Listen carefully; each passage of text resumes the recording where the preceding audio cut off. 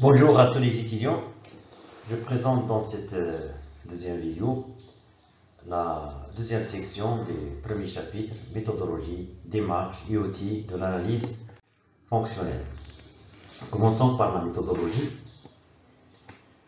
Alors l'analyse fonctionnelle, elle repose sur la distinction entre les cycles courts, cycles d'exploitation, et les cycles longs, cycles d'investissement et cycles de financement.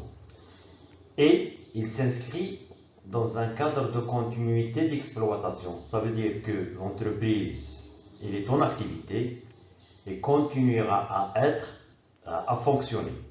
Donc le bilan fonctionnel, c'est un bilan condensé qui résume à un instant T l'état des ressources et des emplois par cycle. Et l'analyse, c'est une analyse statique, donc on analyse un bilan, on analyse des données arrêtées en fin d'exercice, mais qui risquent de changer le lendemain. Donc c'est une analyse à un instant T qui est complétée par une analyse dynamique du tableau de financement. Donc il y a deux niveaux d'analyse. Un niveau statique, c'est l'analyse du bilan condensé et le calcul d'un certain nombre d'indicateurs. Et puis cette analyse elle est complétée par l'analyse des tableaux de financement qui donne la variation du flux entre les postes des cycles longs pendant cette période.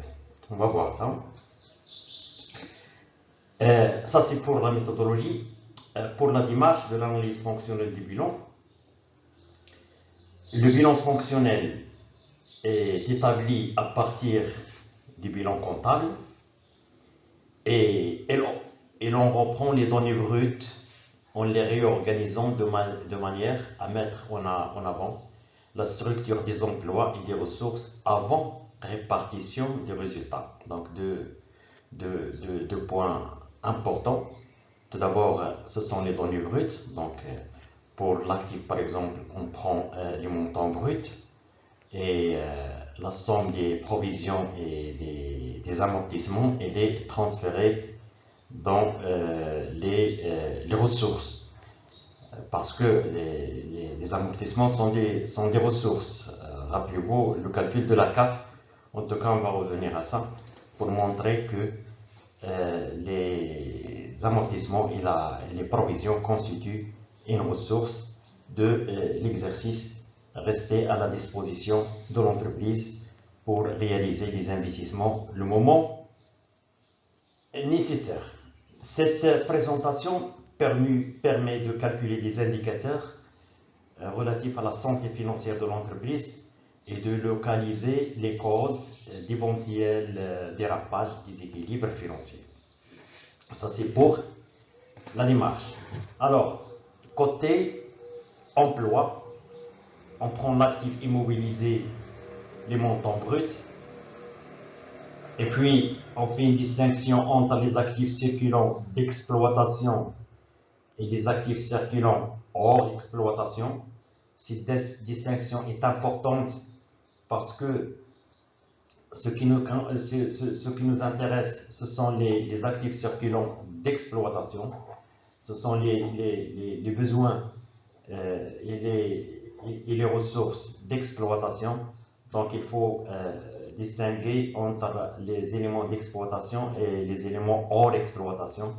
Les éléments hors exploitation sont tout simplement les éléments qui n'ont pas un rapport direct avec l'activité de l'entreprise, comme par exemple les créances non liées à l'exploitation, les comptes débiteurs d'associés, les acomptes d'impôts sur les sociétés et les valeurs mobilières de placement, les titres et valeurs de placement, les TVP, qui ont un caractère spéculatif et qui n'ont pas de relation directe avec l'activité normale de l'entreprise. Et dernière rubrique dans les emplois, les disponibilités, donc sont des emplois, post-disponibilité à l'actif, trésorerie actif. Côté ressources, Donc, on trouve le financement stable, donc les capitaux propres, mais avant répartition de résultats, les amortissements et les provisions qui sont inscrites à l'actif, les provisions pour risques et charges, les emprunts, moins les primes de remboursement des obligations qui sont inscrites à l'actif, bien sûr. Et puis, on distingue entre les dettes d'exploitation et les dettes hors exploitation, et la trésorerie négative. Là, ce sont les ressources. Donc, ça, c'est la démarche de l'analyse fonctionnelle pour l'établissement du bilan fonctionnel. Maintenant, les outils de l'analyse fonctionnelle. L'analyse fonctionnelle suppose tout d'abord une correspondance entre les actifs stables et le financement permanent. Une certaine correspondance, bien que cette correspondance déroge à la règle de la non-spécialisation des exercices. Donc il faut, là il a démis une certaine correspondance comme quoi les ressources stables doivent être suffisantes pour couvrir les emplois stables. Ça veut dire que les ressources à long terme permanentes doivent couvrir les emplois permanents. Et on calcule un agrégat, un indicateur de mesure de cette couverture, c'est le fonds de roulement fonctionnel ou bien le fonds de roulement tout court. Le plan comptable marocain l'appelle le fonds de roulement fonctionnel, qui est égal tout simplement au financement permanent moins l'actif immobilisé. À noter que le plan comptable prend l'actif net, non pas brut.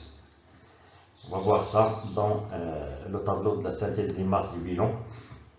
Donc, premier agrégat, premier indicateur de l'équilibre financier, c'est le fonds de roulement ou le fonds de roulement fonctionnel qui est égal au financement permanent moins l'actif immobilisé, qui doit être positif comme une première condition de l'équilibre financier de l'entreprise. Deuxième point, c'est que les ressources d'exploitation et les emplois, entre les ressources d'exploitation et les emplois d'exploitation, il existe une relation mécanique. Une relation mécanique dans le sens où si les emplois augmentent, les ressources augmentent. Si les emplois diminuent, les ressources diminuent. C'est normal. Lorsqu'il y a par exemple une activité en croissance, on assiste à une augmentation des dettes d'exploitation. Ça veut dire une activité en croissance, ça veut dire qu'il y a beaucoup de stocks, donc il y a beaucoup d'achats, donc il y a beaucoup de dettes. Cette relation, et lorsqu'il y a une récession, on va assister à une diminution des postes de l'actif circulant et en conséquent une diminution des postes des dettes d'exploitation. Donc il y a une relation mécanique. Et la particularité du cycle d'exploitation, c'est qu'il dégage en général, il dégage un besoin de financement qui résulte des décalages temporels entre les décaissements et les encaissements des flux liés à l'activité de production. Ça veut dire quoi? Ça veut dire qu'il faut acheter la marchandise, la stocker, la transformer, la stocker sous forme de produits finis ou semi-finis, et puis la vendre, inscrire les créances clients, attendre un certain moment pour que ces créances se transforment en liquidité et se reflètent au niveau de la trésorerie active. Donc il y a un certain temps, mais d'un autre côté, les fournisseurs ne vont pas attendre à ce que les créances clients soient recouvrées pour qu'ils soient payés. Donc il y a toujours un décalage. C'est ce décalage-là qui crée un besoin qui est permanent, un besoin qui est récurrent et qui nécessite un financement permanent. Le concept de besoin en fonds de roulement mesure le montant de ce besoin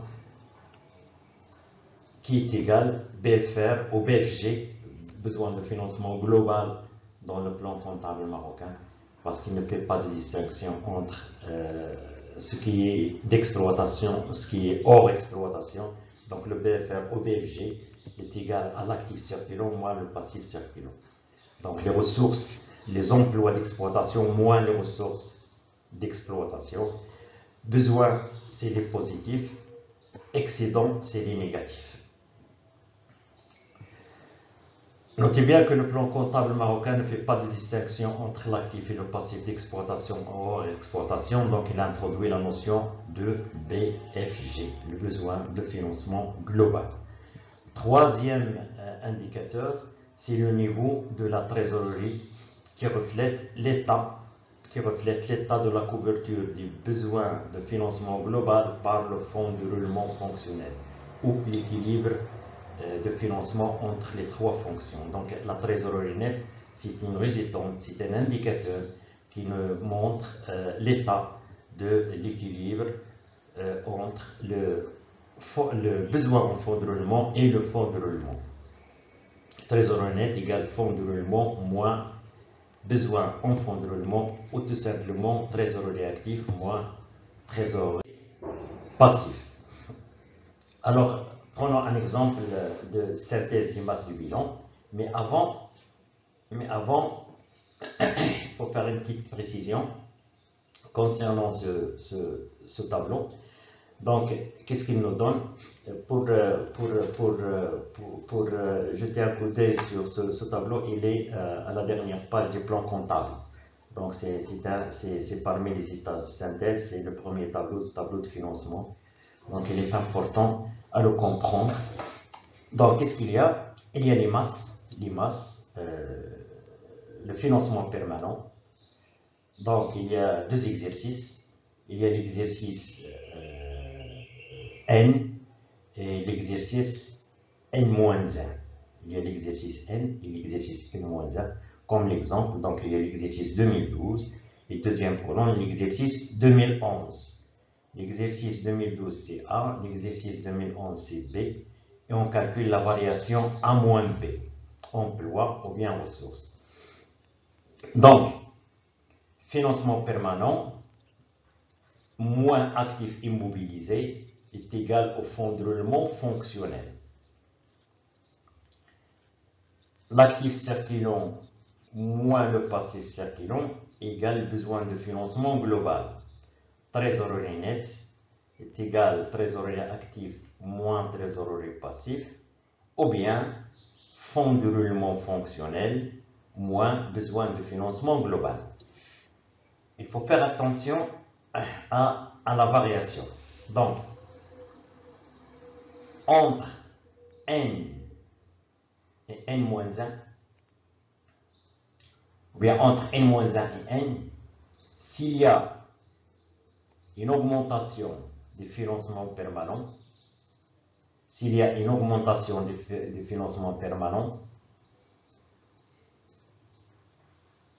c'est un emploi. S'il y a augmentation de financement permanent, c'est une ressource. S'il y a diminution du financement permanent, c'est un emploi. C'est normal. Financement permanent, qu'est-ce qu'il y a? Il y a les capitaux propres et les dettes financières. Supposons que les dettes financières en N-1 étaient de 100 et en N ont augmenté à 120. Donc la différence N-1, ça fait 20. C'est une augmentation, donc c'est une augmentation de ressources. Ce sont des dettes de financement qui ont augmenté. Si c'est le contraire, s'il y avait une diminution, c'est un emploi. Alors là, c'est la logique de la partie double. Tout poste de l'actif qui augmente, c'est un emploi. Tout poste de l'actif qui diminue, c'est une ressource. Ou bien le contraire. Donc, tout poste de l'actif qui diminue, c'est une ressource. Tout poste de l'actif qui augmente, c'est un emploi. Le contraire du passif. Tout poste de passif qui augmente, c'est une ressource. Tout poste de passif qui diminue, c'est un emploi. Je répète avec un exemple. Un compte client qui augmente, c'est un emploi. Un compte client qui diminue, c'est une ressource. Un compte client qui augmente, c'est un emploi. Un compte client qui diminue, c'est une ressource. Un compte stock qui augmente, c'est un emploi. C'est l'emploi de fonds pour l'achat de marchandises, disons comme ça. Un poste, un compte stock de marchandises qui diminue, c'est une ressource, ce sont des marchandises qui ont été écoulées et en contrepartie un flux financier entrant. Par contre, au passif, tout poste du passif qui augmente, c'est une ressource. Tout poste du passif qui diminue, c'est un emploi. Dette fournisseur, par exemple, qui augmente, c'est une ressource d'exploitation supplémentaire. Dette fournisseur qui diminue d'année en année, ça veut dire qu'on a réglé dette fournisseur, donc c'est un emploi de fonds. Voilà, donc cette logique, elle est dans ce tableau de synthèse. Financement permanent qui diminue, c'est un poste de passif qui diminue, donc c'est un emploi. Financement permanent qui augmente, c'est une ressource. L'actif immobilisé, c'est le contraire, parce que ce sont des emplois. Donc s'il augmente, ce sont des emplois. S'il diminue, ce sont des ressources. Et le fonds de roulement, s'il diminue, c'est un emploi. S'il augmente, c'est une ressource. Et la même chose pour l'actif circulant. S'il augmente, c'est un emploi.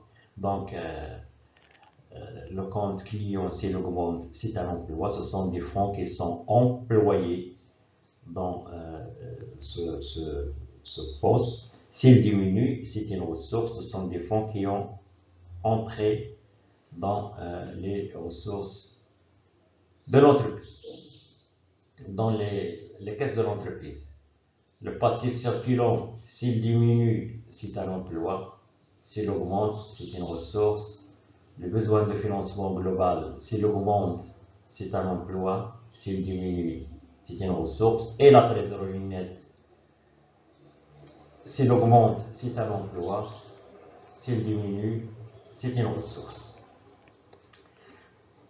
Faisons une lecture de cet exemple. Donc, nous avons synthèse des masses du bilan des plans comptables marocains. Le financement permanent entre l'exercice 2011 et 2012. Donc, le financement permanent était de 3 milliards 7 millions. Il a augmenté en 2012 à 3 milliards 9 millions. Donc, c'est une augmentation, c'est une ressource. L'actif immobilisé de 2011 à 2012, donc il a augmenté, c'est un emploi. Le fonds de roulement fonctionnel, donc il a diminué de 214 millions à 261 millions, donc il a diminué, c'est une ressource. L'actif circulant, il a augmenté, c'est un emploi. Et le passif circulant, il a augmenté, c'est une ressource. Donc le besoin de financement global, il est négatif, donc c'est un emploi. Le besoin de financement global négatif, ça veut dire que le passif circulant, 3 milliards 574 millions, couvre largement l'actif circulant, 3 milliards 481 millions. Donc un besoin qui est négatif sur les 2 années. Donc la variation, c'est un emploi. Et la trésorerie nette, l'actif, trésorerie actif ou ma trésorerie passif, qui était de 700 millions, donc a diminué à 354 millions, une diminution de l'actif, c'est une ressource. Alors, le tableau de financement, qu'est-ce qu'il nous donne? Il nous donne en détail la variation des fonds de roulement fonctionnel. On va voir dans la présentation des tableaux de financement cette notion d'analyse dynamique pour compléter l'analyse statique du bilan fonctionnel. Merci et à la prochaine vidéo.